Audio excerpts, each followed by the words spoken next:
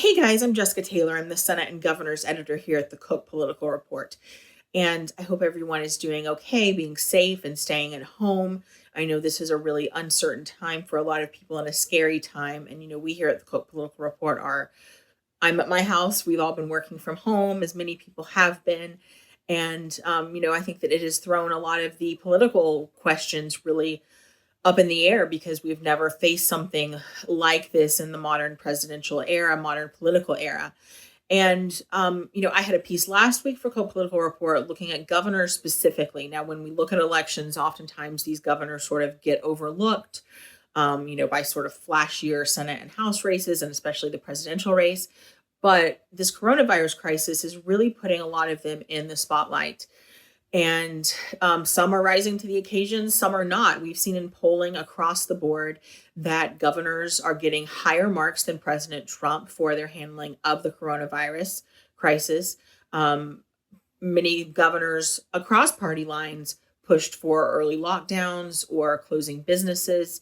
Probably some of the two that are getting some of the highest marks, Republicans, Larry Hogan in Maryland, Mike DeWine in Ohio, Andy Beshear in Kentucky, Jay Inslee in Washington, that's seen an outbreak there, have really gotten sort of high marks.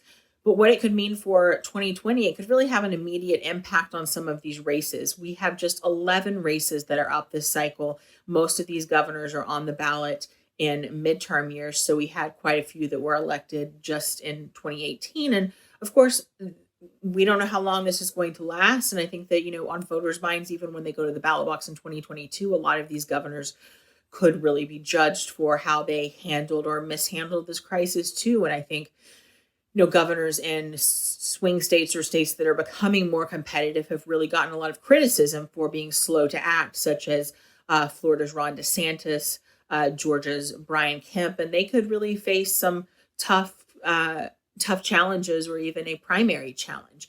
But of the 11 governors' races up, 7 are Republican held and 4 are Democratic held. Now, Democrats have really sort of narrowed the margin across the board in governors' races. They came in 2016, they were at a low point after falling across, state legislators and on governorships across the country during Obama's era. But they've almost now broken even with Republicans after flipping the Kentucky governor's race in 2019 last year.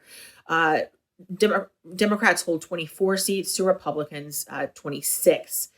And probably the most competitive race that we're going to have that we're going to have in November is the Montana race. Now, that is an open seat race. Steve Bullock there, the Democratic governor, is term limited. He's, of course, running for Senate, which will be another competitive race.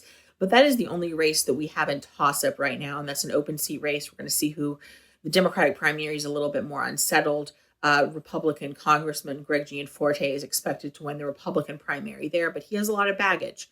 But the 3 incumbent governors that are on the ballot this cycle are Democratic Governor Roy Cooper in North Carolina, and then we have sort of 2 New England Republican governors that have sort of been able to sort of shed their party image, work across party lines, even in states that are heavily Democratic or trending toward Democrats, and that's Vermont's Phil Scott and New Hampshire's Chris Sununu. Now, both have gotten in polling very high marks for how they're handling it. Roy Cooper has 2. He's seen his approval rating for how he's handled the COVID-19 crisis rise. So we have the North Carolina governor's race remaining in a lean Democratic territory for a state that is going to be really important at the presidential and the Senate level. This is sort of the ground zero for 2020 in many contests. And those two northeastern races, Vermont and New Hampshire. Now, on paper, Vermont should be probably easier for Democrats, a more heavily Democratic state at the presidential level. And both of these governorships are unique because they're the only 2 in the country that voters still elect their governors every 2 years instead of on 4-year cycles. But, Republicans also admit that Phil Scott is going to be really tough to beat. He's someone that has spoken out against Trump, endorsed another challenger against him in the Republican primary, is not going to vote for him. So he's broken with him more.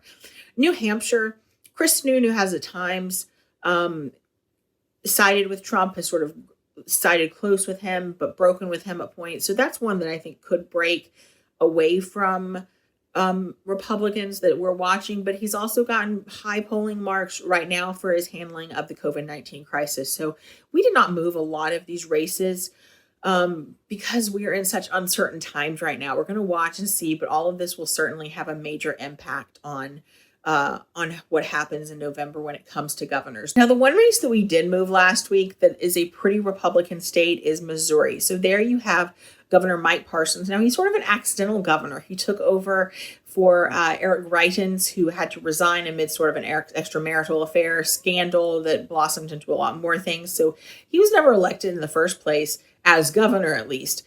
And the state auditor there, Nicole Galloway, is running against him. She's a very strong candidate for Democrats. But again, this is a state that went heavily for Republicans and for President Trump at the presidential level. We also saw Claire McCaskill lose there statewide in 2018.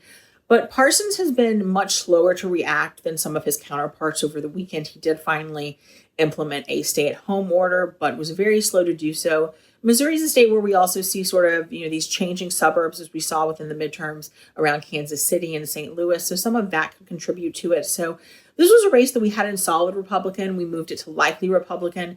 Parson is still favored there, but how he has handled this crisis, I think, is going to be a major part of the campaign and something that Democrats and Galloway have already indicated that they intend to use against him. So continue following us for more coverage of these governors' races and governors across the board. But this is a time where executive leadership matters.